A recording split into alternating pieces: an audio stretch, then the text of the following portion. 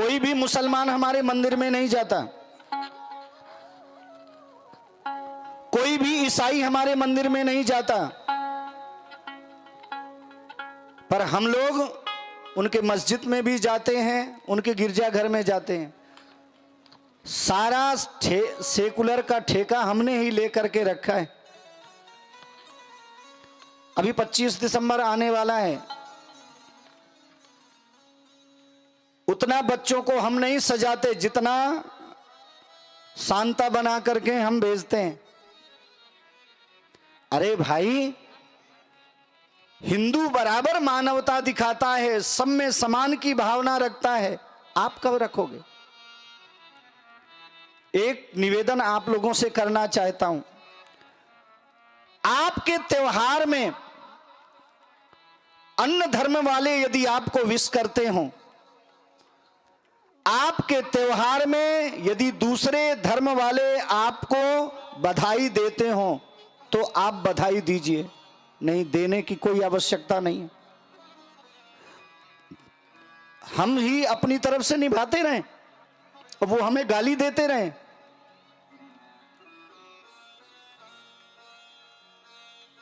उनसे कह देना, तुम्हारे यहां पर हम जब आएंगे जब तुम हमारे मंदिर में आओगे। हिंदुओं ने तो अपना स्थान भी दे दिया। आप देखना, जब उत्तराखंड में बाढ़ आई थी ना, त्रासदी आई थी, कई जगह हिंदुओं ने उनको नमाज पढ़ने के लिए अपने मंदिर दे दिए थे।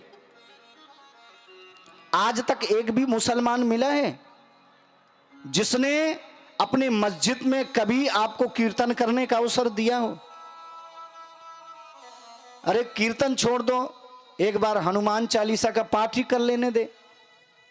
वो क्या कहते हैं, ये हमारे धर्म में नहीं है। तुम्हारे धर्म में नहीं है तो तुम्हारे धर्म का ठेका जैसे हमने ही लेकर के रखा है कि सारे नियम हम ही निभाएंगे। जब तुम्हारे धर्म में नहीं है तो हमारे भी धर्म में कह देना नहीं है, दूसरे को मानना। तुम अपने धर्म का निर्वहन करो, हम अपने धर्म का निर्वहन करते हैं। जो लोग हिंदुओं को कमजोर समझते थे ना, अब उनको समझ में आने लगी। आप पुरानी फिल्में उठा करके देखिए, एक भी फिल्म आप ऐसी नहीं बता सकते जिसमें कहीं भी सद्गुण दिखाई देते हो। कैसे छोटे बच्चों को प्यार के जाल में फंसाना चाहिए, कैसे युक्ति से दूसरे के यहाँ चोरी करना चाहिए। अब वही तो देख करके बच्चे चोरी करना सीखते हैं। और महाराज, जिहाद इतना ज्यादा हावी हो गया है, अब आपको सावधान होने की जरूरत है।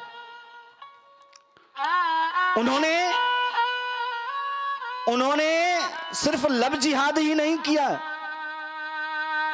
इस समय एक रोजगार जिहाद भी चल रहा है। वो पहले हिंदुओं के पास में जाते हैं और कहते हैं, तू प्रेस करेगा, तुझको शर्म नहीं आती होगी? तो प्रेस करने वाला सोचता है सही तो कह रहा है, प्रेस करना छोड़ देता है। बाद में वो अपने बच्चे को प्रेस करना सिखा देते। सब्जी बेचने वाले के पास में जाएंगे और कहेंगे, तू इतना छोटा काम करेगा? सब्जी बेचने वाला हिंदू सुन करके सब्जी बेचना छोड़ देता है।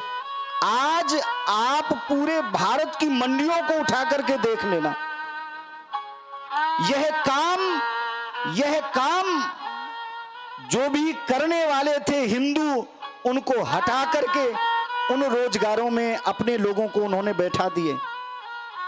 और इतना ही नहीं, प्रेस करने वालों में उन्होंने लगा दिया, बाल बनाने वालों की जगह उन्होंने अपने बच्चों को बैठा दिए।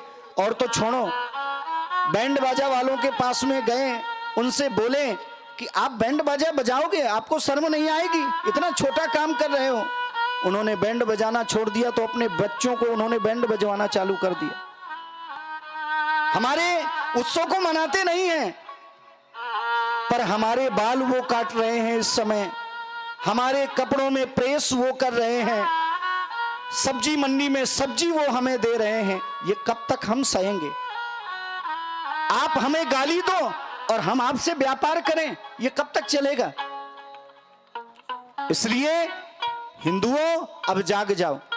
मेरा आप सब लोगों से निवेदन है, व्यापार उसी हिंदू से करो, व्यापार उसी हिंदू से करो जो सबके प्रति मानवता की भावना रखता हो।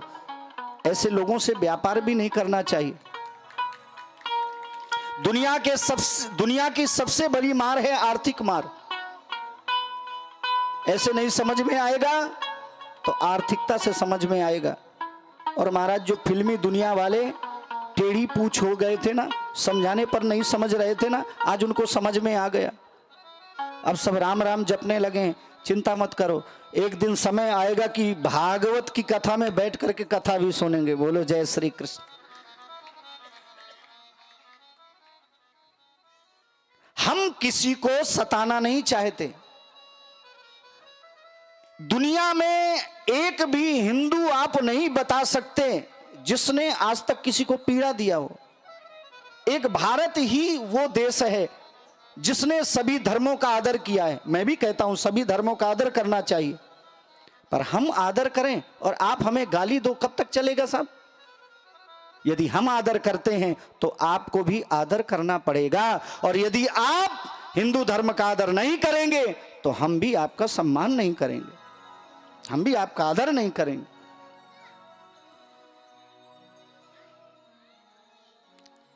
इसलिए हिंदुओं, एक एकता रखो। कभी भी किसी हिंदू के विषय में कोई दूसरा खड़ा होकर के अपशब्द कह रहा हो तो सब एक होकर के उसका साथ दिया करो। वहां पर भूल जाया करो कि हम कौन हैं। हिंदू बंटता रहेगा तो कटता रहेगा, और हिंदू जिस दिन एकत्रित होकर के एक मार्ग में चलना प्रारंभ कर देगा, एक स्वर से बोलना प्रारंभ कर देगा, फिर किसी की हिम्मत नहीं होगी कि आंख उठा करके देख ले।